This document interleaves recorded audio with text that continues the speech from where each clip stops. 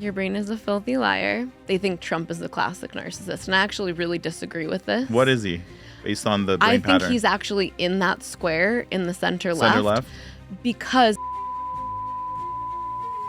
what we don't intentionally parent into our children between 2 and 5 essentially eventually become these. What's the best techniques to raise kids nowadays?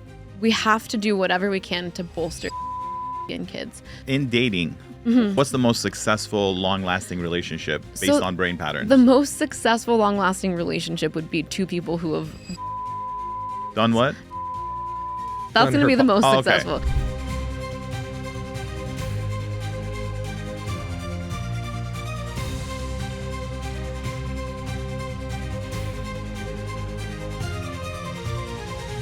Bizzie, appreciate you coming on today. Thank you so much for having me. Glad we could line it all up, make it easy. Yeah, I'm sorry I made it hard for you, but Actually, in the end, I feel like it worked out. a couple extra mouse clicks, wasn't too difficult. Perfect. I'm glad it worked out. So how'd you get to this position of being Bizzie the brain mapper? Could we start with our traditional, how I always think, like, we have this thing. Every time he brings on a guest, he sends me the info as well, and he's like, we're having Bizzie on the show. And I assume what the person is based on the name. Oh, and I'm always way off. To hear this. I'm always way off. Okay. So he says, this all started because he's like, we have a porn star on the show, not you. He's like, we have a porn star. And I'm like, fantastic, porn star. I'm thinking like how hot she is. I'm writing down a whole bunch of porn star related questions. And then I'm like, let me Google to see what this porn star looks like, how hot she is, how long she's been in the industry, how many guys she's been with, and all that. Oh my God. It's a dude. Oh, a big dude porn star. Yeah, a dude porn star. I throw away all my questions and I'm like, dude, why are we interviewing a porn star? A male porn star? I thought it was a chick. And then ever since then, I've been just kind of like thinking like who this guest is going to be. So I thought you were a world champion snowboarder. You know, you're not. Just from your name. You're not that far off of my very first career. Really? So that was maybe prophetic. Okay, so I thought world class snowboarder. Wait, what was your first career? My whole childhood was centered around me becoming a Olympic skier. Okay. And I'd pursued that for a long time, and at 19 tore both my ACLs and had to find another way to live my life and refocus on academics. It's like the movie Molly. Yeah, Molly Bloom. Yeah. I skied for University of Colorado with her brother, Jeremy. Oh, we were okay. on the same ski team. Interesting story about skiing. I once, my wife doesn't know how to ski. I know how to ski. We went to Switzerland, to Zermatt, to Matterhorn. Yeah. And I said, babe, I'll teach you. All we have to do is just go up to the top and I'll show you how to ski. I'll teach you. Oh my God. You know, it takes an hour to get up to the top because it's 13,000 feet. Mm-hmm. We got up to the top. The air is so thin up there. Oh, I got lightheaded too. I wasn't ready for it. You're fucked so up. I'm like showing her a few back and forth. So I'm like, okay, good. You're ready. Let's roll. She goes, I'm not going down there. Like, who the hell do you think you are? I'm like, babe, it's super easy. I just showed you how to do it. Just make a pizza and we'll just push you back and forth a few times and then you can just ski down the mountain with me. Didn't happen. How'd she get down the mountain? Oh, she went back on the Train. Yeah, went all the way down. We met. I went down like halfway, got lightheaded, almost passed out because it was so thin. Then I was like, oh boy, this is not a good idea. I skied down, but it was very painful. Carefully. Very carefully. And then you got these like 5-year-old Swiss kids that are just like flying down the mountain, passing you by, and you're like, I'm useless. That would have been me and my kids. We would have been like, bye-bye. Yeah. But tell us about you. Like your story, your background. I've had many different careers, actually. So when I look at how it all comes together, I think I was always destined to do the career that I do now, but I've had a lot of in-betweens that at the moment maybe felt random, but now I see how they're all interconnected. So I do love that if you just wait long enough, you see how all the pieces come back together. Early on in my life, around 1920, I actually started off in the field of hypnotherapy.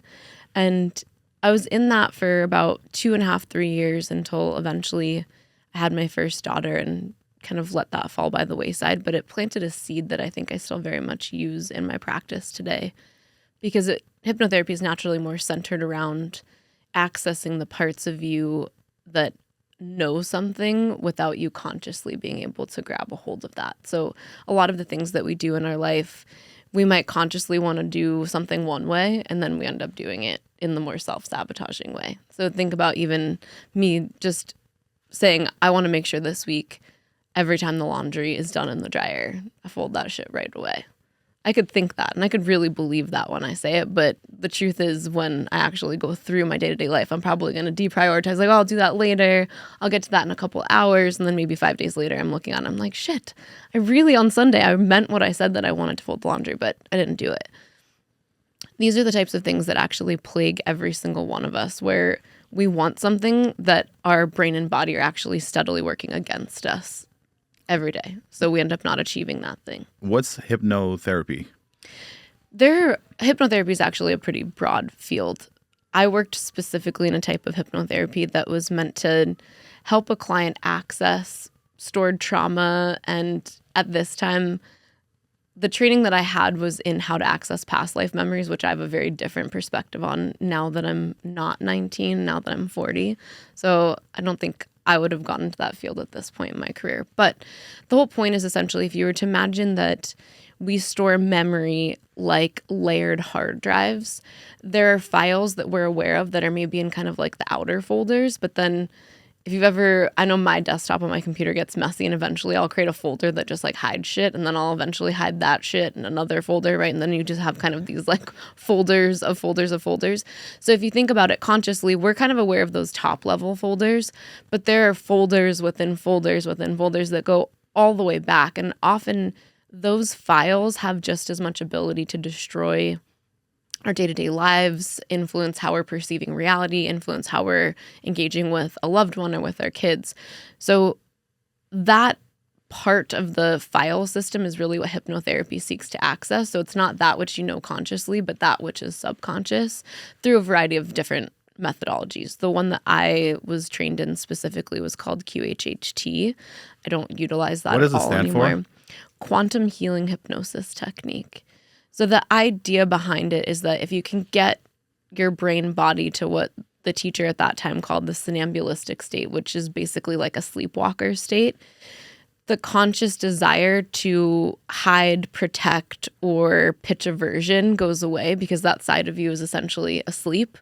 And then you can freely, if you have the right skills, access some of these deeper files without friction, which ultimately I think did set me up to have the career that I have today. Just the understanding of how that works and kind of planting the seed that we do operate in self-deception, and we can think that things are very much run one way, but our subconscious has a totally different idea of that. And that is more likely to determine how we behave than what we know.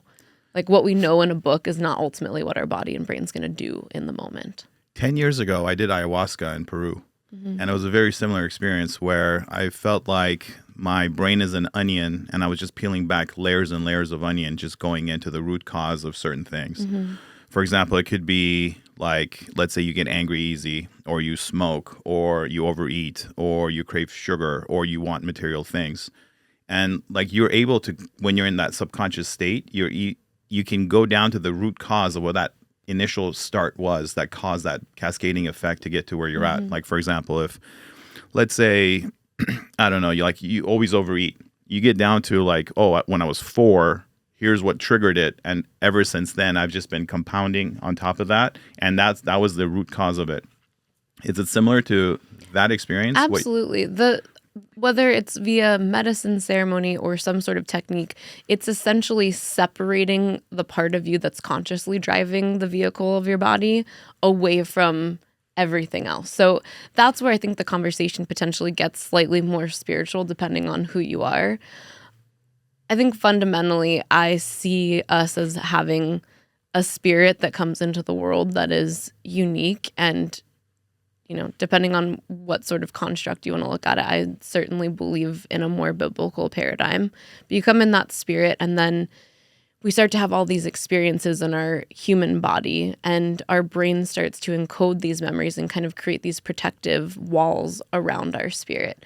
And I think over time, this happens so much that we forget that we are a spirit, and we just start to identify with this like all of our coping mechanisms and our adaptations and just how we survive our life. And I think ultimately that's what I try to do in my work, is help restore people back to that part of them that could be innocent, that could be curious, and was able to seek love freely without feeling like they had to be scared and restricted. Because ultimately we forget who we really are, I think, at the foundation of the way our life operates. What's the number one cause or issue that you resolve with that you've seen throughout the past with your clients? The number one most common. I don't know that I can say one most common, because we literally work with everything. Or the top 3 most common issues you deal with and how to solve it. Intrusive thoughts and suicidal ideation is a big one. I think that is largely... So you said suicidal thoughts? Suicidal ideation and intrusive thoughts. Okay. Those are largely What is that exactly? So suicidal ideation is when you have thoughts of committing suicide. Intrusive thoughts would be where either thoughts or memories or some sort of content that has more of a stalking nature kind of comes into your mind without you requesting it. So think about it this way. It's like a file that's trying to, instead of you clicking on the file, like, I want to look at this, it's saying, look at me. And you're like, hell no, I don't want to think of this right now. And typically I've seen in my work that those two very much coincide with each other. And I think in general... Is it gender specific? Like, no. You see it mostly in men or women, or is it just... pretty equal. What is the trigger for that in that person? Is it usually childhood trauma? So or is it... in Break Method, we track, with brain pattern mapping specifically, we track 9 distinct markers. And there is one very specific marker that is always going to be, it itself is an output, but it is the output that causes suicidal ideation. So think of it more like a baton passing effect. It's not the root cause, but it's an output of the input. So there's kind of 2 steps from that. But there's a very specific position that it has to be, and a specific marker that it has to be. And that, in essence, is what allows intrusive thoughts to plague a person. And what is that? That marker? That marker, in the language that we use that won't make sense of it, would be like me describing it in Japanese and be like, hope you guys speak Japanese. So I'll try to break it down a little bit more. What's the clinical word, and then what's the... So 4th grade level in brain pattern mapping, we track 9 distinct markers, and we can look at it through levels. So the top 2 are internal thoughts, core beliefs, underlying motivations, often which evade your conscious awareness. You might, if I give you a list, you might be like, oh shit, yeah, those are actually kind of true. But they're not necessarily even the things that you're consciously thinking of. They're just what drives your operating system at a very deep level. So those are the top 2. Then we've got 3 that are that liminal space between what we're thinking and how our body is responding biochemically. So that will be where our thoughts actually start to trigger emotions. And then the emotions, as you can imagine, pass the baton to behavior. The bottom 4 are going to track how behaviors cascade over time. We're going to start with, we call it a primary timeline imbalance. So it'll be however your brain responds to a stimulus of fear and what that behavior will look like. To give some examples, I'm very spontaneous. I'm easy to adapt. It's really tough to kind of like get me off my A game when I'm in fear, because I actually get clear and very focused. But if somebody was very controlling, kind of thinking about before we even started this interview, people that are controlling, they will quickly put on the brakes, and they might be a little bit more discerning in how they're walking out their fear response, whereas like I'll just drive right toward the fear stimulus and not care. So somebody that doesn't understand my core motivations might see me as reckless or chaotic, but if somebody actually understood how to map these 2 things together, they'd understand why I do what I do. Calculated risk. Calculated risk, right? Like I know myself, so when I go into something, I know what I can and can't do, because I have a good understanding of my self-efficacy, my self-trust. Self-awareness. Yeah, too. I've got strong self-awareness. So when we look at these behaviors, that first marker is really going to determine what our fear response looks like behaviorally and how that shifts subtly as we're moving through the emotional state. Then we're going to move into more of our protective responses. So not just that initial, like, what do I do when faced with fear, but what am I going to do when I try to protect myself? Some people move more toward an anger protective response. These would be things, if you look at like the fight, flight, freeze, fawn language, either fight or flight. And people that will move to a more anxiety-based response will move to fawn or freeze. So fawn, you kind of more people please, placate, try to keep people happy to get through whatever that fear is. And then the people that freeze kind of just get stuck in overanalysis. That freeze response of overanalysis, overthinking, desire for control, wanting to control the outcome, that actually is the one that causes the intrusive thoughts and potentially suicidal ideation. Because if your brain keeps telling you the only way to navigate this is to control everything, what a setup. Because can you actually control every part of your environment? So how do you overcome that, the suicidal thought? If that's the trigger for it or that's the baton, how do you overcome the suicidal thoughts? So part of the reason I think so many people with that pattern type end up eventually describing suicidal ideation is that it feels like it's something they can't outrun and it's happening so quickly. So some of us will have maybe that same sort of behavior marker, but later on in the sequence. But by that point, we're so exasperated that we're like, oh, so when it's happening, we've got a different perspective because your perspective is going to shift as you move from position 1 to 2 to 3 to 4. Your perspective shifts as you go. So our perspective in the beginning, typically for most people, is a little bit more hypervigilant when we're in fear. And then over time, we've kind of like accepted our fate a little bit more. Maybe we're getting a little bit more tired and we're like, whatever, I don't care. But when that happens right away, it can become so overwhelming that people feel hopeless and stuck and powerless and they don't know how to get out of it. When we work with clients in Break Method, we teach an emotional rewiring technique that takes about 20 weeks. And there's a very specific process that has to start with brain pattern mapping. So we need to know what your brain pattern is specifically. So what exactly are those 9 markers? What is the order of those 9 markers? How do they interact with each other? Because that'll essentially give us a cheat code to know who you are, how you see the world. You could give me like 3 scenarios, and if I knew your brain pattern, I would tell you exactly what you would do to such a like subtle nuance that it would scare the shit out of you. We're going to ask to do that here. Yeah. Just so we get an example of it. I wouldn't be able to. So I can give you guys the link and maybe we can do kind of like an after thing on Instagram or something because you guys would have to take it and then I could do it. Is it like Myers-Briggs? Exam like Myers-Briggs? Very different from personality tests because personality tests, you still get to self-describe your behavior. Like, do you do this? And it's not like a double-blind study. You can skew your answers. You're like, I'm not really like this, and changing your answers. Right, like if you're doing that for an employer, you're going to somewhat skew your answers. Yeah. Brain pattern mapping is completely different because we're tracking historical data, not how you think you're going to describe a behavior. So we don't ask anything about that, which is why at the end of the day, people are like, how the F did you know this about me? And what I've created through brain pattern mapping is essentially a way to ask you 200 questions that are much more like concrete. Were your parents married? What age were you when your parents got divorced? Were your grandparents in your life? Was there religion? There are all these questions that they're not based on your story. They're just, it either yes was or no. It wasn't. Just yes or no, right? And based on your answer pattern to those 200 questions, I can tell you everything there is to know about your output of your brain any pattern. Government agencies use this technique? I'd have to kill you if I told you that. Look, we've interviewed a lot of CIA officers, a lot of Navy SEALs. We've talked to a lot of people, and they talk about a lot of psychological tests that they have to take. I come from a commercial real estate background. Okay. We do a lot of psychological tests. We do a lot of, even in training, a lot of psychological analysis of our clients so that we know we can uncover motivation. And we're like, what type of motivation is it that triggers this person's decision? We can tell if it's high motivation, low motivation, weak motivation, and whatnot. So it sounds like this is something you can build a dossier on. And then more. Yeah. Because not only can I tell you about the motivation, but I can tell you why, but also where in that cycle motivation is going to be strongest or weakest. And this is why I took on a business partner about 2 years ago, and he, wonderful guy, Orthodox Jew, very, very religious, has a very strong relationship with God. And at a certain point when he really realized like what I had created in terms of a technology, he looked right at me and he was like, this is why Hashem gave it to you and not me, because I would have already exploited this for $1 billion.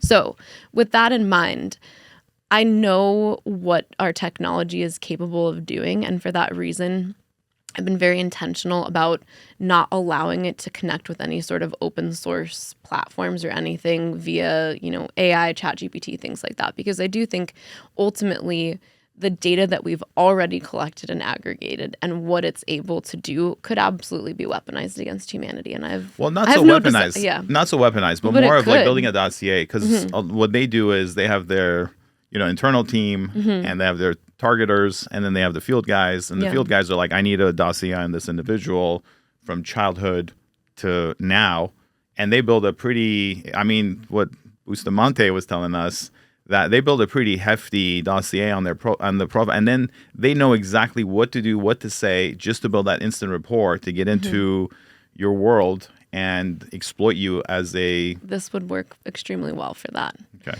I think two things on the topic of has this been used for kind of any sort of like government or government adjacent programs. I think where the technology that I've created is best suited is that we can predict whether somebody is likely to experience PTSD. So I think as a tool for DoD to prevent. Well, they need it. They really DoD need needs it. No, they need the PTSD because the CIA, one of their recruiting, one of the metrics that they look for is childhood trauma, but not too much and not too little. The right amount of childhood trauma makes the perfect CIA officer. It also plots you very specifically on the brain pattern spectrum, which I could tell you exactly. There's a very specific area where you would need a person to be like that, and you're exactly right. Which is? So our spectrum for brain pattern mapping is broken into a left and right side. Not political, though. Not political. And actually, ironically, the left and right side do actually go the opposite way. So people that end up on the left side spectrum are much more likely to be conservative-minded. People on the right side spectrum are much more likely to be liberal-minded. Does that have to do with a part of your brain as well, your left side or right side? I don't think so. I don't think so. Okay. I think it doesn't necessarily map into the physical, because a lot of what we're doing, I think our understanding of the physical brain is not even as much of what I'm referring to when we talk about, even like with my book, like Your Brain's a Filthy Liar. I'm not really talking about the more physical, psychological. Exactly. Not like the physical meat of your brain, but more the consciousness aspect of our brain, the information processing part of our brain. So CIA operatives, right? My brain pattern type is right there. That's what makes me able to do what I do. That's why I've been able to see all these patterns and build this technology. And you're right. To be on the left side, you have to have a childhood that makes you inherently distrusting of everybody else except yourself. So a high level of self-trust, high level of situational awareness, hyper independent, where you're perfectly capable of functioning on your own, which typically are byproducts of enough emotional trauma to cause that sort of coping strategy. Plus high achieving.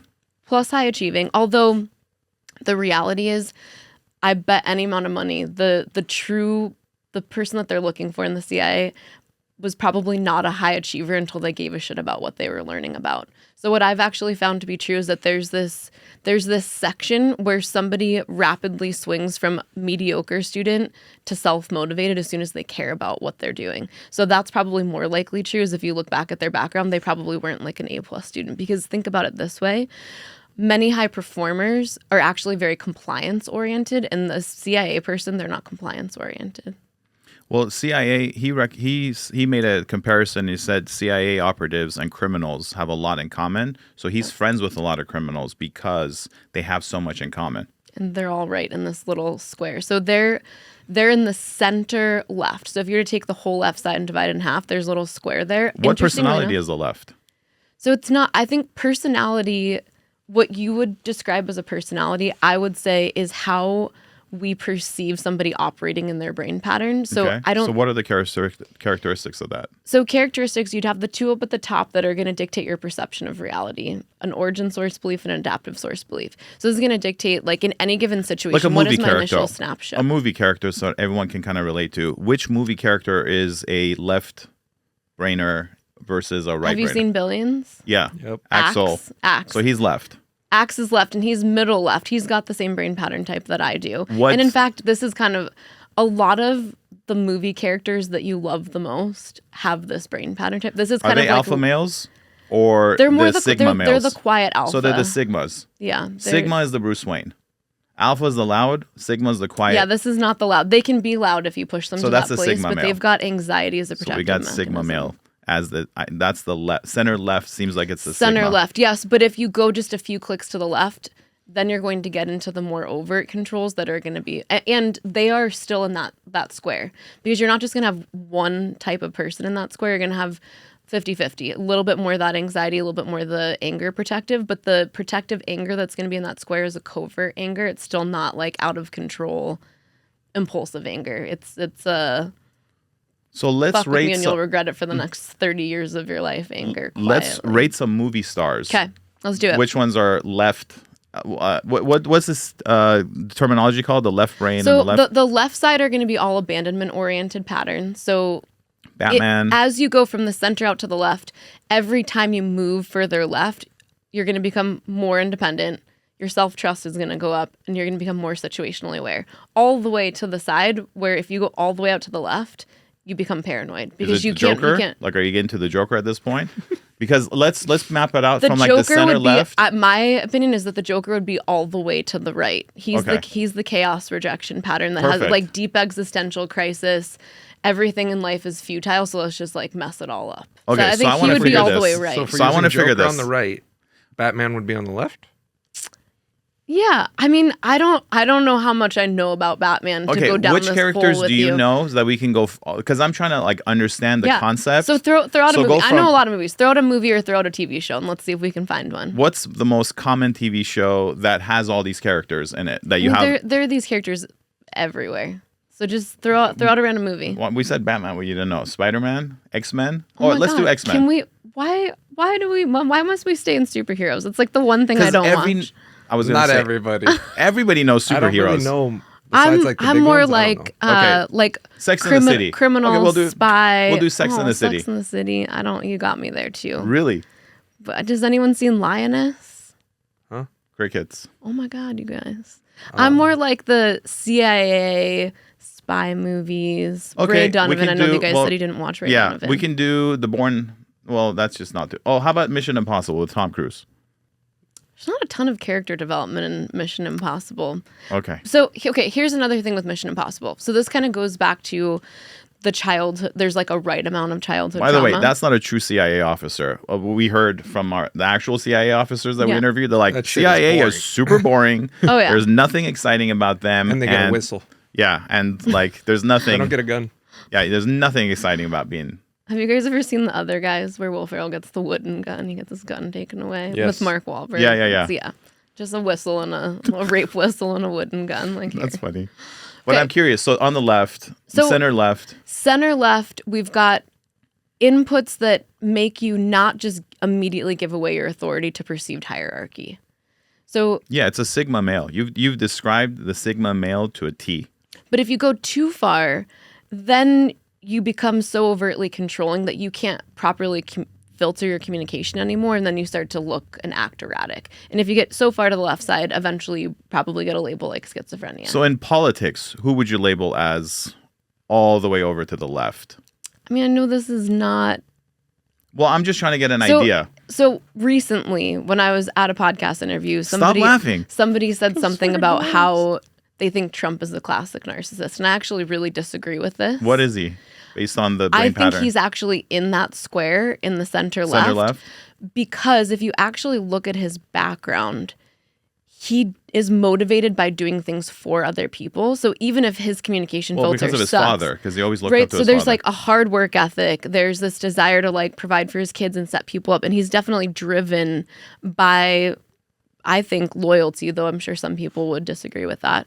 Loyalty, but also provision, like actually helping people, bringing them along for the ride. If you have listened to other like people talk about what he was like as a boss that actually worked on construction crews and stuff, he's like trying to bring people along for the ride, and that's not something that a narcissist does.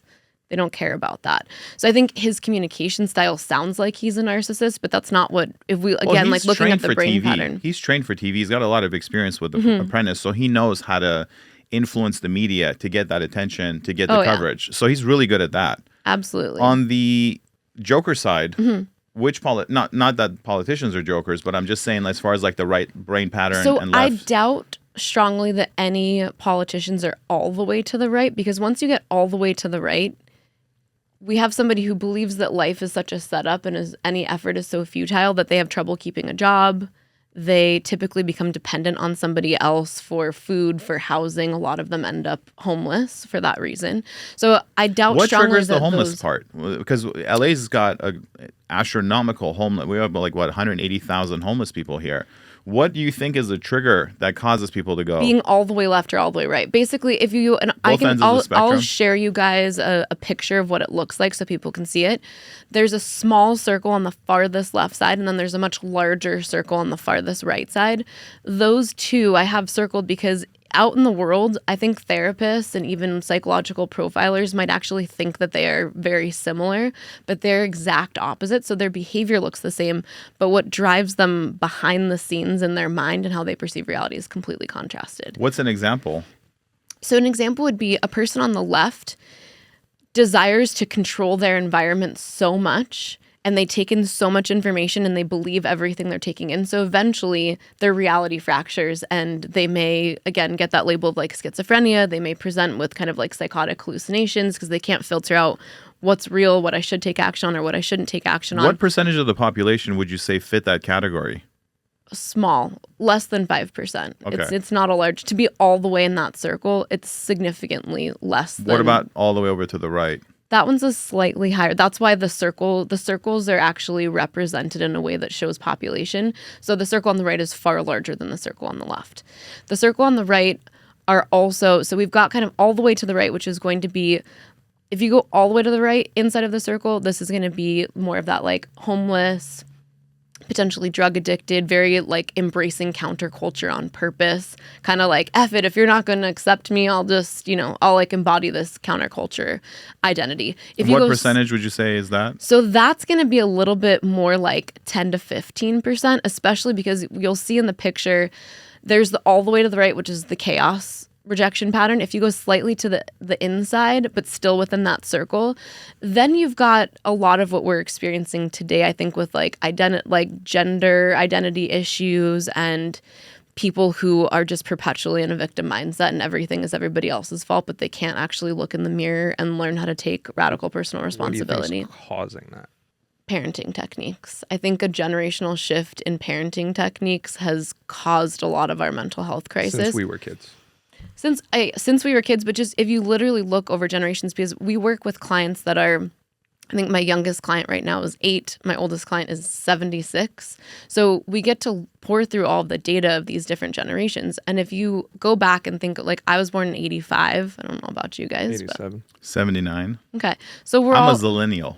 Zillennial. And Well, you have the baby we're boomers. real millennials. Well, yeah, we have the baby boomers. You have the Gen X. And then you have the zillennial from I 1977 associate to with 1982.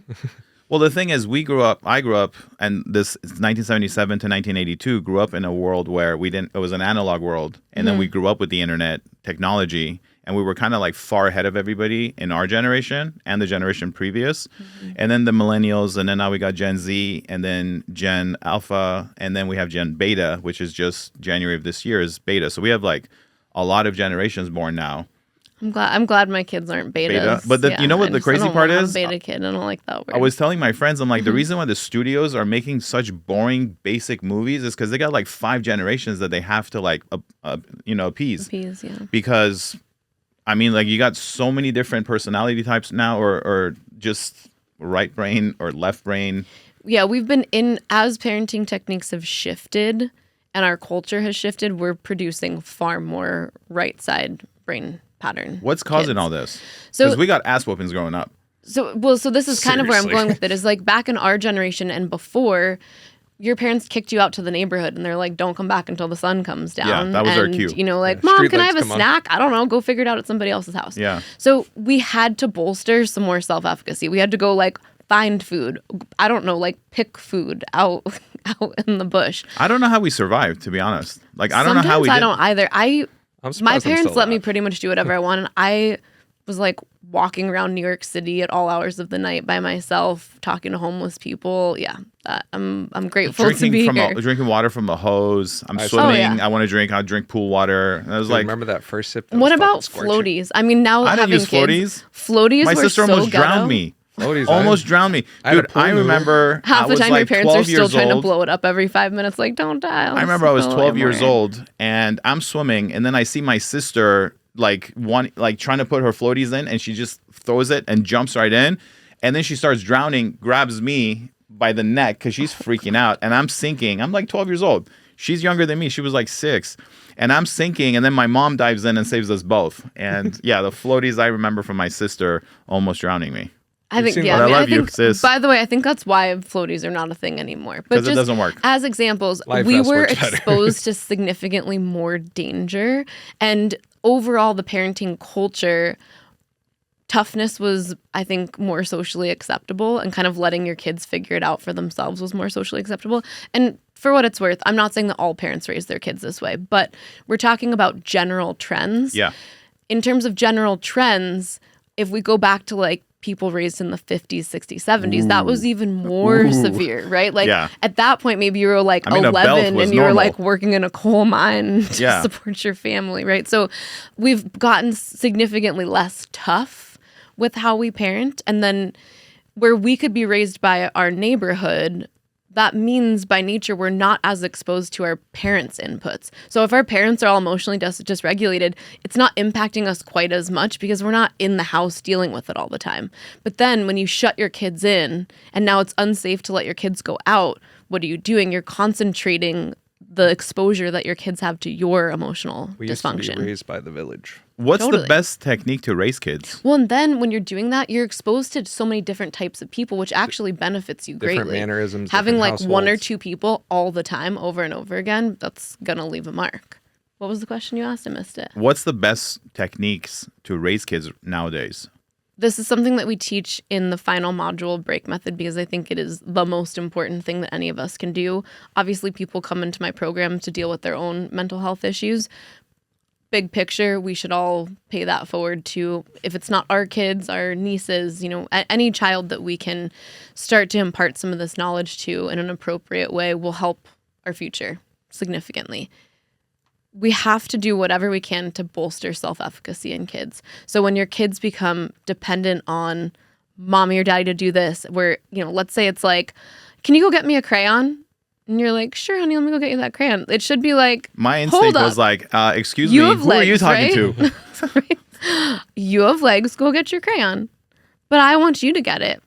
Well, looks like you're not going to get your crayon unless you walk your little legs over to get the crayon, right? We don't have to be mean about it, but there are clear opportunities like that day to day, minute to minute in raising a toddler's life that a lot of parents just like completely But shit how do the you bed raise on. your kid to be a superstar rock star? Like, So overachiever. in terms of goals, Just keep in Well- mind, he's going to test this on my daughter. from the sound of it, maybe your daughter needs it. Possibly. yes. If you're trying to Yes. detox from sugar, just some of the things you said, she probably needs this. And maybe it's countering other things. I don't know. I won't get in the weeds of that, but she sounds like she might need this process. So self-efficacy has to be bolstered. And these Can you could give me an be little example things. of that? Yeah, what is self-efficacy? When instead of looking to somebody else to help you solve a problem, you immediately decide, I'm capable of solving this myself. And not only can I solve it, but I don't need you necessarily to support me or hold my hand. I can do this independently. So there's self-efficacy is going to be byproduct number one of self-trust. Like, do I trust that I know how to do this, or take a chance? Like when a bird lands on a branch, it knows that if the branch breaks, it has wings that can fly away. Right? So it's trusting that if I don't know, I can at least figure it out on the fly, which is a byproduct of being put in that situation over and over again, but hopefully when the stakes are lower. And this is, I think, where people miss the boat so much, is that these toddler years between 2 and 5 are the most critical because the stakes are lower, right? Like if your kid makes a mistake, it's like, the better to learn now than when learning that lesson in middle school has a lot more social sanctions and consequences. If you get through all of that time, then you become an adult, and let's say you now have a personality disorder because your parents didn't deal with it in toddler years, you're going to really believe that everybody else is the bad guy when we could all be like, hold up, let's replay the tape. You really perceived reality that way? And that's really how these things go, is that what we don't intentionally parent into our children between 2 and 5 essentially eventually become these personality disorders, like borderline personality disorder, for example, which is a right side spectrum problem. So if you were to go that in the large circle to the right, in slightly to the left, that's where you're going to see the cluster of borderline personality disorder. So in dating, what is the most ideal? Is it sex specific? No, and actually this is something that I think is largely misunderstood. A lot of what we ascribe to male qualities versus female qualities is actually really brain pattern qualities. So for example, I think a lot of the traits that people would say are historically male would actually be the brain pattern type that I have, but I'm obviously not a guy. Mm-hmm. And then there are a lot of men that I work with that actually have a brain pattern type that maybe societally we would say that that's more of a feminine presentation, but it's really just a right-sided brain pattern type. Well, I meant as far as like people that are dating, what's the best, I guess, is it better to date within your... It depends on your pattern. Within your pattern, so or most opposites attract? Opposites. So typically opposites attract. It's very rare that you would ever date somebody that has the same pattern as you. I've seen it happen like out of 15,000, maybe like 3 times. Like what's the most successful, long-lasting relationship based on brain patterns? The most successful, long-lasting relationship would be 2 people who have done break. Done what? Who have done break method. That's going to be the most successful. Okay. If you do break, you can have any pairing and you'll be fine because you'll fundamentally understand what drives the other person and you won't be so quick to mislabel it and take it personally because you get it. Yeah. So conflict is going to go way down. People online that are like, you know what, I just want like that 30-second clip to figure it out. What is that like quick little... So the quick thing is... Figuring out what's your best match. It really doesn't work like that is the only thing. So I know you want it to be that simple, but it's Everybody not. Does. Everybody Everyone wants it to be that instant simple, but it's not that simple. If you were to date within your same brain pattern type, you would likely friend zone each other. There wouldn't be enough polarity because you don't have enough opposition to kind of like get the spark going. Mm-hmm. I think people don't realize that attraction and spark is one shade away from toxicity, and that's partly what drives, I think, attraction and polarity in relationships, which is why so many people that are opposites on the spectrum end up together. When we see people, for example, who maybe are like far left of the left and then kind of more center of the left, that could be a pretty easy, low stress, low conflict But how do you situation. stay, like, you know, divorce rates are over 50%. Mm-hmm. How are what's the pattern for the 50% that aren't divorcing, that are staying married for a long time? So that's actually really interesting. If you look at the spectrum as a whole, there's a spot in the center that I call the circle of complacency. Inside of the circle of complacency is actually where you're going to see the marriages that last the longest, but also the least risk taken, the least reward. Just kind of librarians, like relatively boring, mundane lives. They're not really doing a whole lot, but they are content with little, and they don't desire to mix it up. They like the familiar. They like the repetitive. Those clients. That's a very small percentage of the population, though, no? I mean, compared to, let's say, like our more like psychotic presenting ones, significantly larger. But yeah, low in the total, but higher than those populations combined. Do you think most men cheat in relationships? No. Okay. What percentage would you say, or women? You think women cheat more or men? I know this is going to be wild. I think women actually cheat more than men. They hide it more. What percentage of women do you think cheat in relationships versus men? 60 to 70%. Is it because it's easier for women to cheat?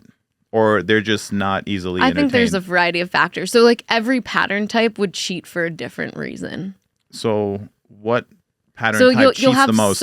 You'll have certain pattern types that cheat because they want the validation or they need whatever sort of attention it is to feel like they're enough, right? So if they're not getting it from their partner or they perceive that they're not getting it enough from their partner, maybe they'll go seek outside to get that attraction. And for what it's worth, when I'm saying cheating, I think I'm not saying like just strictly the act of sex, but more like emotional cheating, like looking for that connection. I think it's far more common with women than people just socially believe that it is. I think men a lot of my work has exposed that I think men often get kind of like the raw end of the deal and they get pigeonholed into this corner that, again, I don't think is as gender specific as it is brain pattern specific. Like you can pile on a whole bunch of shit on men and we're like, okay, fine. No big deal. Some guys, I feel like throughout the years of my work, and I've worked with a lot of dudes present like that's true, but when you really open up the hood, that's not true. It just feels like if you went through so much shit, you're just like, okay, how much But more that's- can I know, but that's life people. pile on? But when We're you're different. saying been through so much shit, those are people that are on the left. A lot of guys are on the right. Oh, So what many guys percentage- are on the what right. percentage would you say? No, I mean, So many guys are on the right. what percentage would you say out of the population or the people that well, yours might be skewed because they're coming to you for help, so you're getting a different pool. You know what? But I'm I gonna have also- her do the test on you just so we see where you land. That's fine, but she knows already. She can read people. Yeah, but what, I think I know where I would plot you. Where? Real I'm quick, curious. in the center of complacency, what ends up happening is that those clients I get when they have either a midlife crisis or they get laid off from the job that they've had they're for 30 toast. years They're and then they have no toast. idea who they are, or their kids leave and they're empty nesters and they also don't know who they are anymore because their whole sense of identity is built on this like repetition of my family life and I know what Yeah. to depend on. But then everything goes out the window when they're like patterns 50, break 60. and they're just lost. Exactly. And they don't know who they are anymore. So I see them in crisis after their life has been perfectly normal every other day, like Pleasantville up until that point. So there's these spots. One thing that's important to remember is that your brain pattern will plot you on the spectrum, and that is constitutionally who you are. That Is it movable?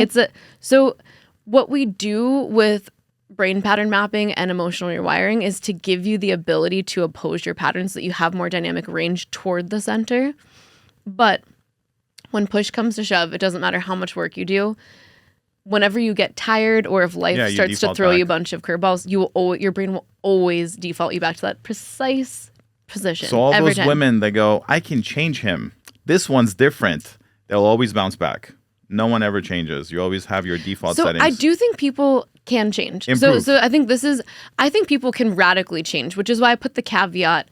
I think people can radically change and sustain that change, except if you get sick or all of a sudden you get this like perfect storm event. That's when I see clients suddenly have this. No, I meant abusive. Like, let's say they have Mm-hmm. an abusive spouse and they're telling themselves, oh, he'll change. Oh, he'll change. And it's like, no. I have they're a not really gonna maybe change. different perspective on Really? this. So have you seen the movie It Ends With Us? But movies fakes.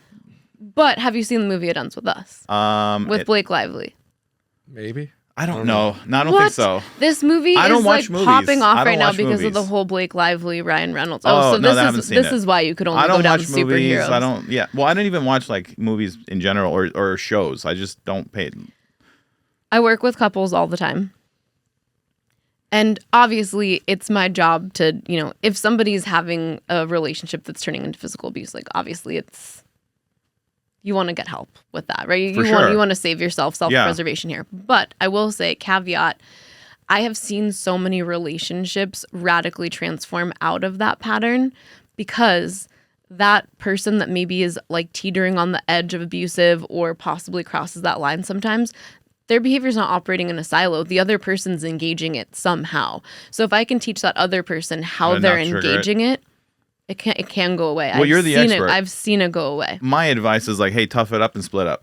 You know what I mean? But like, you're the expert. You're like, let's try and figure it out. And see We've what's- saved a lot of marriages that have crossed into that territory and have come back to lead completely normal lives together without that being part of their everyday relationship. That's amazing. But it's because you can't just keep saying you're the problem, you're the problem. We are the problem. Well, yeah, combination of. Yeah, because it's happening in the interplay between the two brain pattern types, which is why when you're saying like, who should end up together, it's a matter of what their brain pattern type, but also how healed that pattern type is, right? Because each one of us has a pattern of self-deception. And you're different in a relationship setting, right? Because of what you're some getting from. people, intimate relationships bring out a more exaggerated side of it Yeah. or maybe a more diminished side of it. So example would be there's a pattern as you move toward the left that in my work, we call it a switch. And there's 3 different types of switches. So thinking about overt control versus covert control. Overt control would be like micromanaging, criticizing, trying to correct verbally, versus covert control would be more manipulating, being evasive, being avoidant, trying to make someone believe that it was their choice, but really you kind of puppet mastered the whole thing. A switch, depending on what type of switch they are, they will default to either covert or overt depending on what they think will yield the best results in that moment. So they're contextual switchers. So they'll switch like midway through a conversation. So a person trying to get to know them is like, who even are you? And it can start to make you question the other person because their personality seems to constantly change. Like maybe one time they agreed with you and then they seem to contradict themselves 5 minutes later. It's because they're just switching contextually and they're not necessarily consciously aware of it because it's a coping strategy. So it's kind of rooted more in trauma response. You can also have relational switchers. So you can have a relational switcher that maybe in career is extremely overt and dominating. And when they're in that sphere, like maybe they're an executive and it's really easy for them to operate in that. But then they go into their intimate relationship and they're submissive and covert and needy and more manipulative. Then you have something called a security-based switch. So this one's actually the most common. In the early stages of a relationship, you'll present covert. You'll be people pleasing, right? Everyone's on their best behavior right? for You're 6 trying months. to catch them. Yeah. You're the bait. As soon as that relationship feels like it's crossed over and you're truly committed, all of a sudden, like, you know, peel their face apart. This overt control person's actually going to pop out. Yeah, if you That's watch very the common. idiosyncrasies of people, you can kind of predict where they're going to be a few, you know, how they Yeah. talk to a waiter, if they're flirting when you're talking to them. Like even with Both your of my parents were such dicks to waiters. It's unbelievable. Really? Oh, it was like, I remember every time I'd get into a restaurant, I'd be like, oh my God, this is so embarrassing. Well, So I mean, rude. let me tell you one thing I do whenever I'm meeting a new business prospect or business partner. I always go to dinner because I want to see how they eat because it tells me how they were raised, if they have table manners. I watch if they add salt before they taste their food, then I can tell that they're not really good decision makers because how do you know if your food's not already like well seasoned? Yeah, why would you add salt Why would you before add you it? taste So it? these are like little tells you can tell from a person. Just there's little tests over time that I've kind Yeah, of you're on the left side of the spectrum for sure. Oh boy. It's a good thing. So left side spectrum people tend to be not all of it, but that kind of the middle of the left report a very high quality of life. They're typically very purpose driven in career, like they're excelling in career. They report a high quality of life overall. Intimate relationships is where they can experience the most conflict. Give me an example of that. If you think about it this way, if you're very focused on career and you're very purpose driven, typically by comparison, your intimate partner may feel like they're not getting all of you because it's hard to split your attention. Or a lot of people that are high level entrepreneurs, they're that way because they have tunnel vision and that tunnel vision makes them successful. If that attention is on your partner, they're going to, they're basking in the light of your power and your charisma. As soon as you turn that onto something else, they feel like they're forgotten, you've rejected them, you've left them behind, they're an afterthought. So you're most likely in that case to date somebody on the right side of the spectrum who's going to be constantly hurt by what you're not giving them or what you're not prioritizing, but they won't even see it that way. Well, actually, They'll we see have it a like, joke. I'm doing all these things to help you. You want like I'm building all of this to support our family. I'm doing this so that I you would have say access. 10 years ago, yes, but now it's evolved also because you always have to build and evolve yourself. Because, there were relationships when I was in my 20s and 30s that, I'm more focused on work. And then you tell the spouse, hey, I'm bringing in income. I'm bringing in cash. You got this house. You got this car. You got this. I should be good enough. And women, it's not. So my wife has an interesting Or thing. men, it's brain pattern thing. Yeah. Well, my wife has this thing, a love tank. Okay. And she says, hey, my love tank's running low. So then I know, like, okay, your love tank's running low. Let's direct some, effort and energy over on this side to make sure the love tank's always flowing. Because her love tank always has a hole in it. Constantly has to be filled. And so with a lot of women, I realize that. But if she's aware of it, then your communication allows you to bridge that gap and work on it together, which a lot of people can't do. A lot of people are operating in such deep self-deception that they don't know that their love tank is empty and that it's a them problem that you can help with by filling it up. So if they don't know that they have that problem and they don't know where it came from, then they can't ask you for something they don't know is broken. And that's the majority of human beings at this point. One thing, you brought up a good point. I have very high empathy and I wanted to know what causes that. What's the reason behind having a lot of empathy? Not that it's a bad thing, but it's a little too much because you're always thinking about other people. True. So there's a very specific pattern type that if you have that, it's where I would have placed you anyways. It's where I am. It's interestingly enough, it's where Axe is from Billions. So did you say that you had watched Billions? Yeah. So do you remember in the arc of the show where I forget what specifically happens to him, but basically like his family's all kind of like broken up. He started to get in legal trouble, and he can't win anymore, and he can't make these trades because he doesn't have anyone to take care of anymore. He's like now siloed and he can't do anything, and he loses his entire true north. Yeah, if you don't have someone to take care of, Then you don't know who you are care anymore. You don't care to work, keep pushing anymore. Yes. Yeah. You don't care to keep pushing anymore. But in this case with Axe and Billions, that's part of his identity too. So he starts to have an identity crisis by proxy because he doesn't, right? All these things are interconnected. I realized that for me, when my father got diagnosed with cancer last year, and the doctors basically said, essentially he's got about a week to live. And it came from everything's fine to your dad's in the hospital, go see him. I go see him, and then it's, oh, he's got cancer, or it's stage 4, oh, he's got like a week left to live. And that when that emotion hit me, it was more of like, why am I pushing myself for work? None of this matters. This is all BS. Thankfully he's clear now. He's now cancer free, and like everything's great. But when you go through that just world changing, 180, you're just like, whoa. You know what I mean? Like it's a lot of emotion to take in, but then you really realize that you could just process the info, process the information any which way. But yeah, to your point, the pattern types mid left are going to have a high level of empathy, even if people are harming you. Then that's actually an area where you're probably setting yourself up for problems. I know that's been true for me.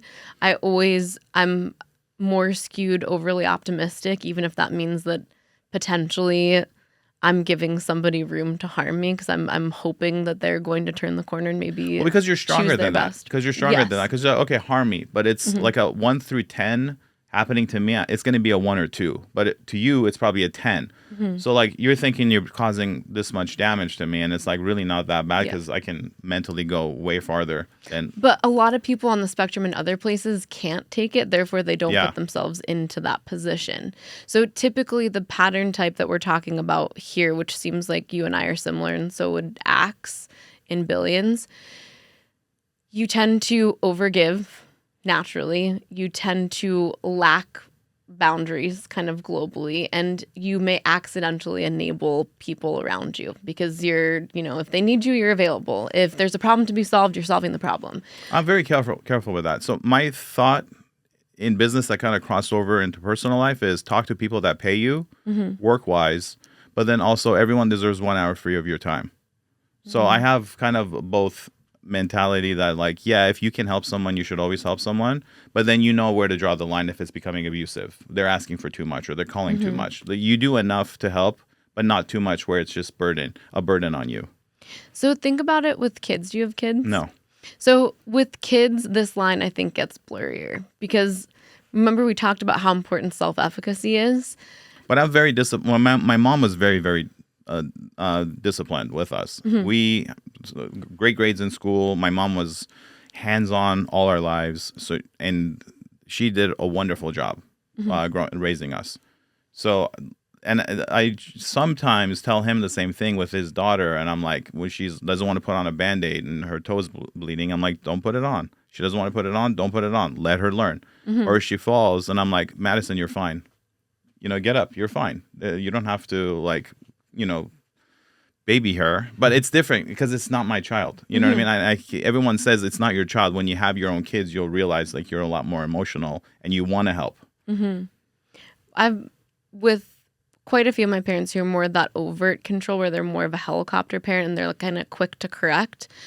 I've had that happen before where, it's like wintertime. If your kid wants to wear shorts and a jacket, you have maybe instead of fighting about it 5 days a week, be like, fine, wear the shorts because they're going to get cold. They're not disconnected from their body. They're going to feel cold. They're going to cry about it. And you're going to be like, tough. Maybe tomorrow you will choose pants, but I'm not going to fight with you about it anymore. There's a limit. Like I won't put them in harm's way to teach them but there have to be obviously, and this kind of goes back to this like generally generational parenting idea.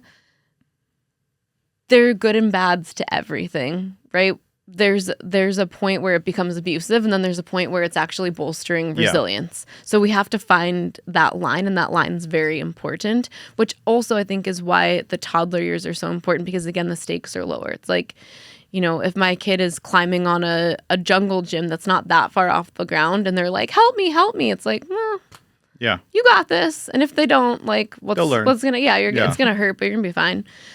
Those are good moments. When you're high school or adult years, that's not a good look. And then that's even harder to outgrow because the longer you let your brain pattern operate, the deeper the rut gets.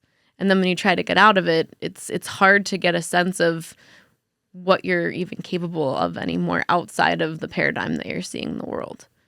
So how do you grow? How do you grow from where you're at mentally?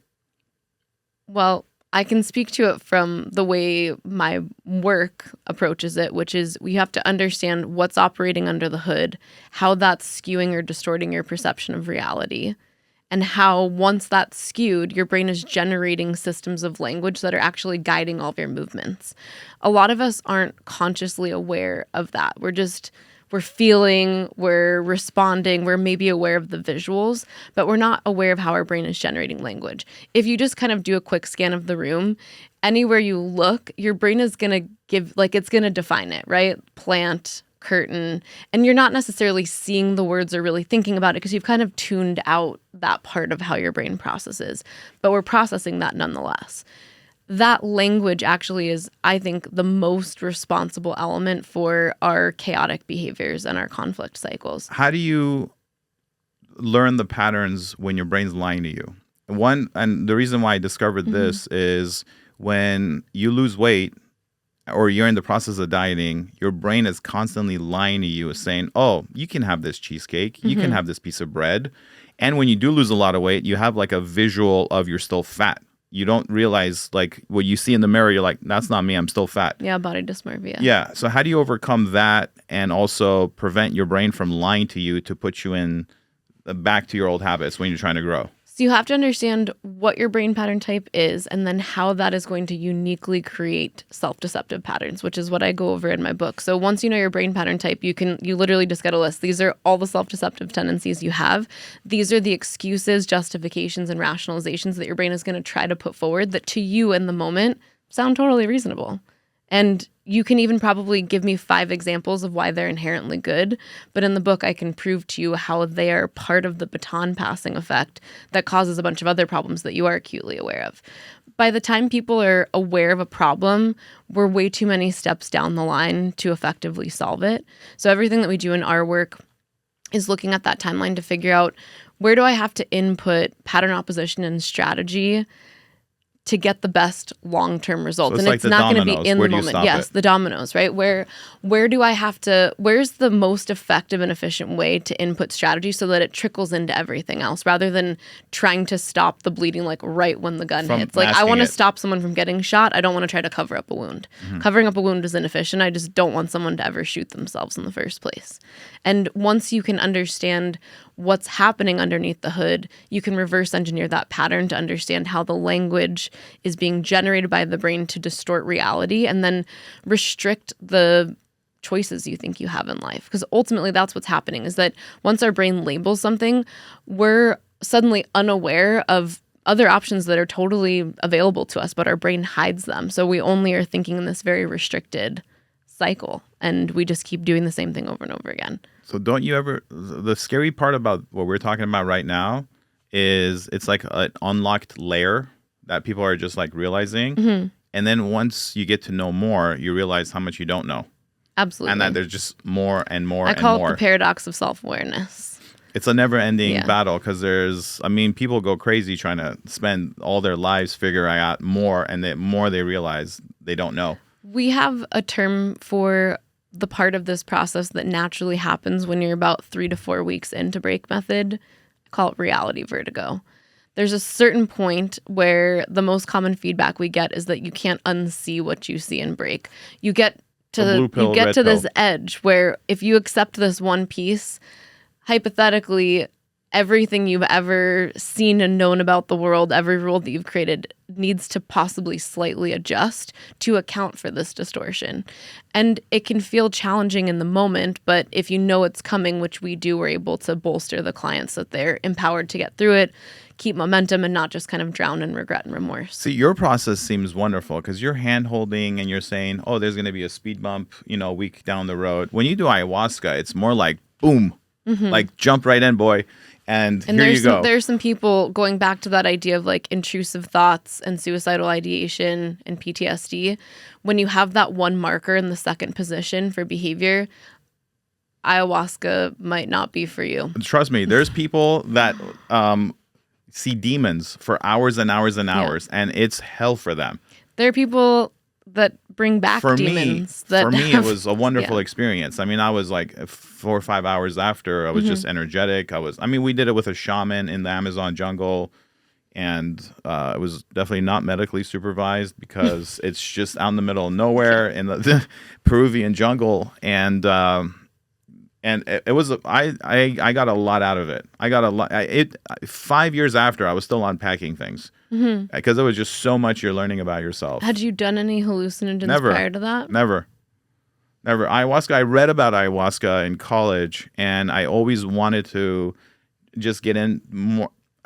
I did a lot. Took a lot of psychology classes in high school, and I've always enjoyed psychology. And ayahuasca was one thing that was like basically it's like 30 years of meditation, like practicing meditating for 30 years. You can do it in like one ayahuasca ceremony, and a lot of people, are cautious about it because they don't know what can happen. And I personally don't like going to like resort $2,000 a night type places because I just don't feel like they're real. The one I went to was authentic. It was no one spoke English.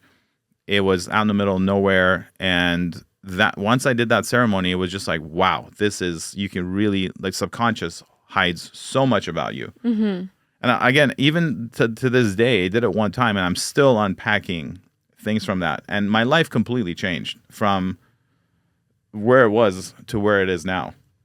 I think an experience with any sort of hallucinogen, I think probably barring like a tab of ecstasy, but any sort of shift in your state of awareness hypothetically is going to give you some sort of deeper existential understanding, which has the potential to make you see your life differently. It puts things into perspective. I just mean it in a sense where if you think of your mental capacity like a thermostat, and your thermostat is like, I can handle 60 degrees, you just raise it up to 80 degrees. That's what I felt. I felt like I can overcome a lot more and put myself through a lot more than I can actually do it. Obviously, there's other events that increase it as well. But that just peeling back the layers of onions really helped dive in to figure out and also Carl Jung is another psychiatrist that I read a lot about, and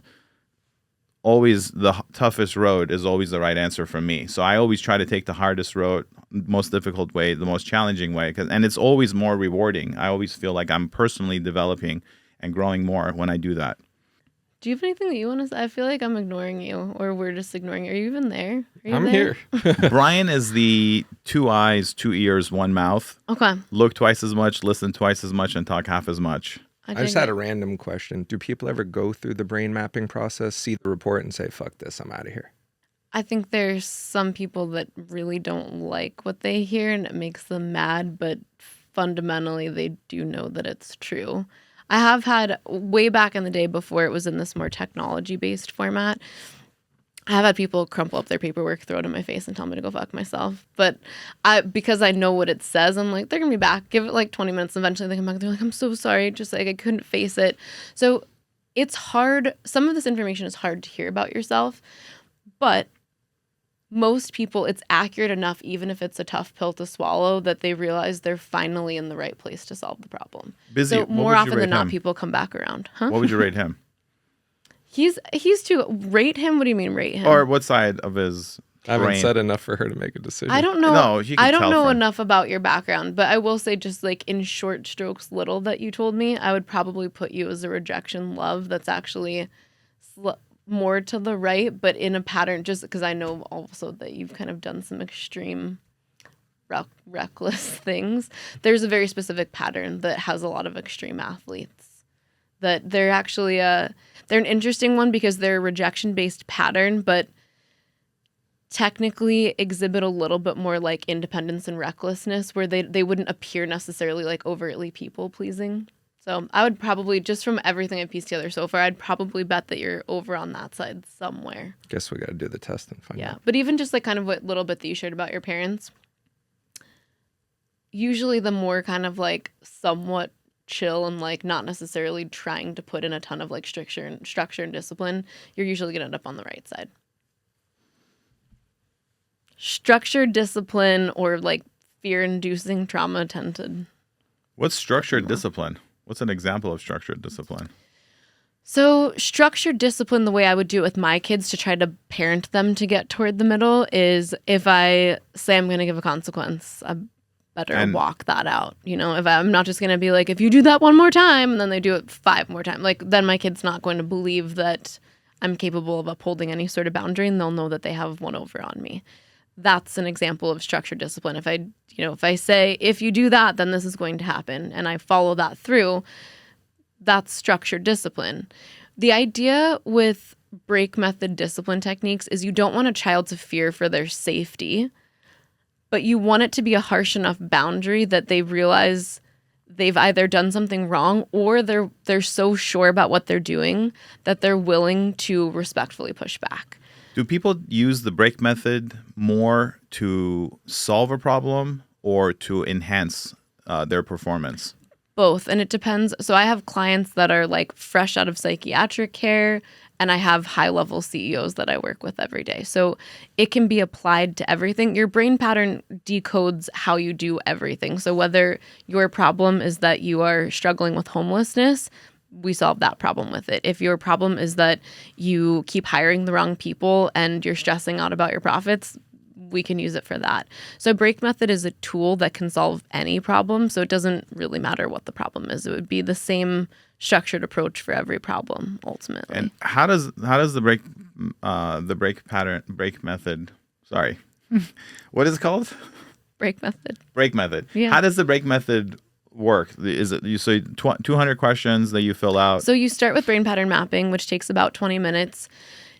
If I were doing it for the first time, my brain pattern type would probably fill it out in 10 minutes because I'm not going to overthink my answers. It just, to me, I'm like a little bit more literal, practical. But there's some people on the right side that will totally lose their marbles on the answers because they're already worried about. Will it automatically give you your answers? So on our end, it automatically I noticed gives us on your the website answers. you have it. So you can go on your website, sign up for it. You can sign up for it.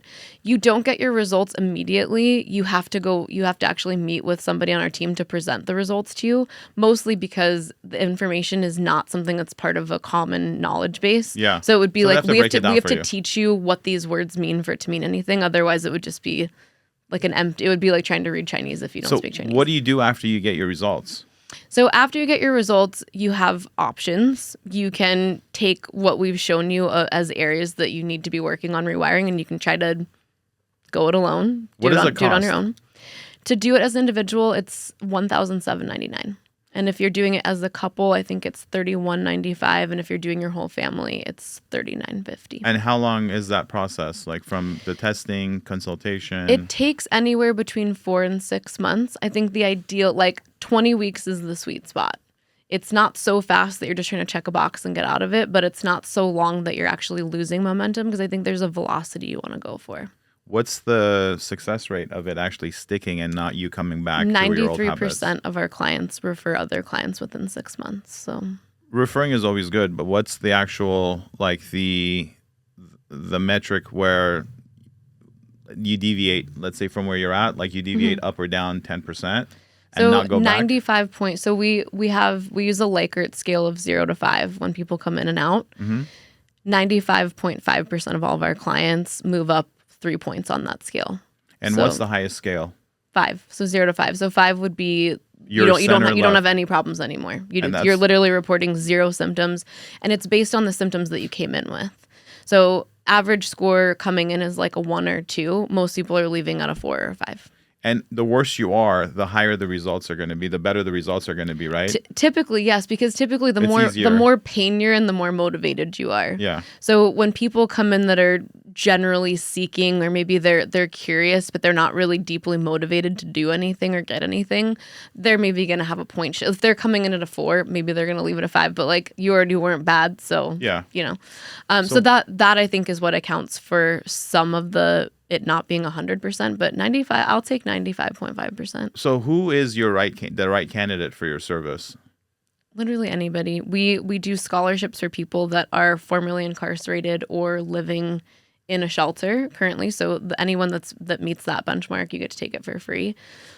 We have other tiers up from that if people need financial assistance, but literally everybody. I mean, I have high level CEOs that make $1 billion that are my private clients, and then I have people who are fresh out of prison. So it's anybody. With the high-performing CEOs that are billionaires, what are some traits that you see in them that is a precursor for success? Adaptable, flexible, able to navigate. So kind of what I shared about how I am in fear, where I get very focused and clear-headed, and I'm able to pivot really quickly. And actually, fear makes me very creative. That's not going to be true for like 90% of the population. 90% of the population, when they get into a fear state, they become rigid and controlled, and they want to know what comes next. I'm the exact opposite. I think we're the same, because fear, what happens with me is things slow down and I get crystal clear and super calm. Anytime there's like fear, very high risk, high danger environment, I'm very calm, very relaxed, and What's interesting is the pattern type that I think you are, that's the same as mine. This marker won't necessarily mean anything to you, but you would be a 1- in terms of how you handle fear. And the only other 1- that is on the scale is the one that I said you were, the control to receive love all the way on the right. Everyone else is either going to be 1+ or 1+ chaos. So there only are 2 that have that fear state in the beginning. What is that? Is that bad or is that good? It's good. I think a lot of the people that end up the most successful have and I always give this caveat, not through nepotism. We're not talking like old money. No, it's old. But like people that actually build themselves up, they are typically more of that 1-. They're scrappy. They figure things out on the fly. They're not going to take something and label it a failure. They're just going to get more motivated to figure out how to solve the problem. Bizzie, I'm so glad you're not a super duper snowboard champion, and you're actually like a really, really smart person. And I love the topic that we're talking about, because this is the stuff that we can sit down and talk for hours and hours and hours and hours and never get tired of. But it's so interesting. You're dead on with a lot of the things you're saying. I mean, like, everything is very, very accurate and scary. And I will give each of you the link so that you can do it, and then I'll go through what yours are with you. I am so you can dying see the to see what the end. results are. Yeah, to see the results It's honestly. Do you have a promo code code that we can actually share for the guests? Yeah, you say what you want it to be, and we'll make it that. What promo code do you want? Why the fuck? The truth? The truth. Yeah, We'll call it truth. Truth. Just truth. Truth. Yeah. Okay, use the code truth. And you'll give them how much I'll off? set it up. I mean, it's $21.99, so I don't. Let's say $5 off. Okay. It's already $22. Oh, so. $22. I thought you were saying $2,200. Oh, do you want me to do it on the Let's do actual both. program? Let's so do both. if you want to do the program, I'll do 20% off the whole program with that code. And then if they just want their test, and if you just want brain pattern mapping, we'll do $5 off. okay, so instead of 22, it'll be $17.99. Yeah, I'm not a mathematician. Okay.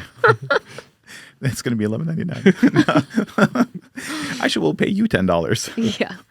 So, I mean, brain pattern mapping is a great place to start. And so my book comes out on June 3rd. If somebody... What's the book called? The book is called Your Brain is a Filthy Liar. Do you have a copy for right us? There. Can you reach it? Yeah, I can reach it. I'm afraid to mess with my microphone in front of me. So there you go. Your brain is a filthy liar. I really like the conversation.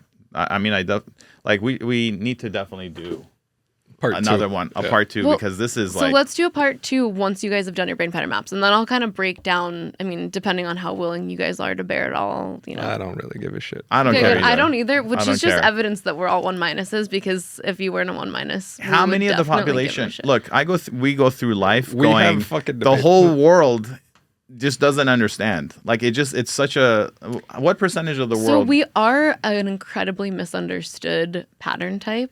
So which makes me an introvert, because I don't want to talk to anyone at a party, because I'm like, we're not going to talk. We're not going to So here's what's really interesting. The very specific pattern that we've kind of been talking about, even like going back to this whole idea of acts from Billions, incredibly misunderstood because people that don't understand what motivates you and what you're doing and why, because you tend to be a little bit more elusive and enigmatic, where people are like, they're so cool, but what's driving them? People might actually label you a narcissist. But if you actually look under the hood, they're doing everything for everybody else. So they literally could not be. But they're the most classically called a narcissist by other people. And we don't want the attention anyway. No, I know. When we do things, we want no attention. Exactly. Like any charity, I don't want anyone to know. I don't want anyone to know. Totally. Yeah. So what tends to happen is the rejection, love, and safes on the right-hand side, they will misread the intention or the motivation of a person like we're describing, and they'll see their behavior as narcissistic when the reality is they're trying to judge the person's behavior by their perception of reality, but they're not seeing it so far off. This is why my husband's actually on the right-hand side, and we joke that the only thing we finish is each other's sandwiches. We don't see anything the same way in any given situation. If you interviewed both of us, it would be drastically different. We're able, thankfully, to have a beautiful relationship because we both know this language. People that take break method will kind of joke that you speak break. Like after you do it, you have the paradigm shift, of course, but you have this whole new way to communicate and you understand what drives somebody else. So it's almost like you can put on their glasses for a moment and see like, okay, I get it. Whereas before you might have felt slighted or like, for me to be wrong, that means you have to be right. There's like a winner and a loser. It's not a zero-sum game. And this is why I think what break method ultimately does when you get to the other side, it allows empathy, which obviously we already have, but a lot of people, frankly, they don't have it, especially when you get to some of the right side patterns. There's such a self-centered perspective because their parents allowed that to be the case that why do they have to feel empathy for anybody else, right? Yeah.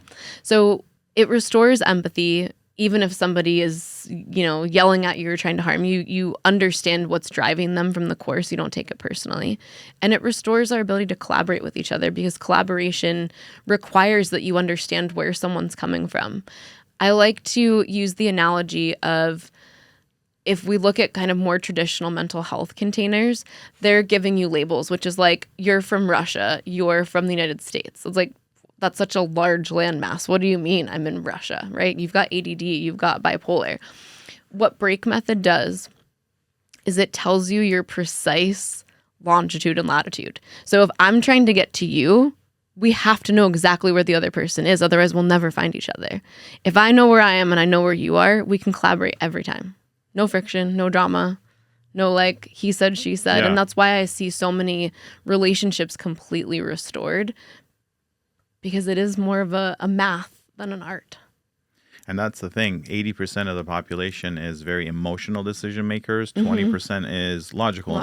And so, it's... And one of the core foundations of my work is teaching people how to interrupt emotional response with a very specific series of logical questions so that you're able to actually be intuitive. Because I think ultimately intuition is very important, but it's not what people think it is as like a psychic gift or a spidey sense. It's idiosyncrasies. I think it's reading idiosyncrasies and of the other person. Being fully present so that you can be in flow state, which naturally, if you're a 1-, you're already more attuned to flow state and you're more present than the other patterns because you're not obsessing about the future. You're not constantly replaying the past. You're paying attention to you're paying attention.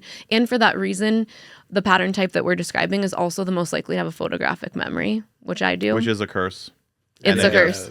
But it's also, think about it, you've got that perfect level of situational awareness and self-trust. So you're so present and all of the factors are right. So you're grabbing the whole environment. I don't know if you remember this from Billions, but the thing I remember from Billions, which I copy now, that I got to give credit to the director and producers, is caviar with pizza.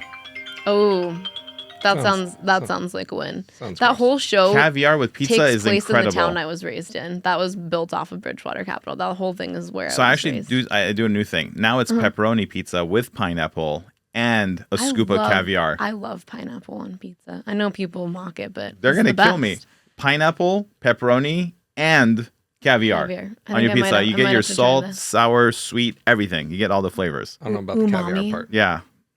So in Billions, do you remember where there's like a dad of a friend that drives his kids drunk and he goes over to their backyard pool when he realizes that this guy drove his kids drunk and he's just going to go beat the shit out of him. No. You don't remember that? Do you remember that?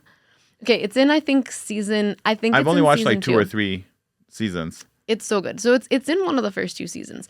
But basically, in a heat of rage to protect his kids, he goes over to, like, while this guy's having a fancy party, beats the shit out of him in front of all these people. And then, of course, like, you know, all this press comes of it. But there's this moment where all these people are talking at him and you can see he plays it back in his head to figure out who took the video because he's got a photographic memory. And I was like, yeah, see right there. Because we have the ability to literally stop and go back like frame by frame. Yeah. I was able to, if I wrote my notes in a certain way in high school, like if I doodled or I took a highlighter, if I was looking at the test, I would literally see whether that was highlighted or if it was near like a flower. I would see exactly the way it was photographed in my mind. I'm very stingy with my mental bandwidth. So I save my mental bandwidth specifically for things that are super duper important. I don't write anything down. I know my bank accounts. I know my account numbers. I know this guy knows his credit card numbers by heart.